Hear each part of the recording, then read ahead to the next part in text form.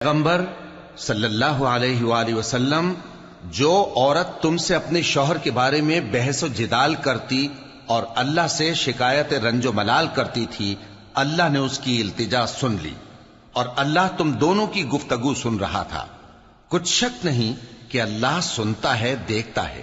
جو لوگ تم میں سے اپنی عورتوں کو ماں کہہ دیتے ہیں وہ ان کی مائیں نہیں ہو جاتی، ان کی مائیں تو وہی ہیں جن کے بطن سے وہ پیدا ہوئے۔ بے شک وہ نامعقول اور جھوٹی بات کہتی ہیں، اور اللہ بڑا معاف کرنے والا ہے، بخشنے والا ہے۔ اور جو لوگ اپنی بیویوں کو ماں کہہ بیٹھیں پھر اپنے قول سے رجوع کر لیں تو ان کو قربت سے پہلے ایک غلام آزاد کرنا ضرور ہے۔ مومنوں، اس حکم سے تم کو نصیحت کی جاتی ہے اور جو کچھ تم کرتے ہو اللہ اس سے خبردار ہے۔ اب جس کو غلام نہ ملے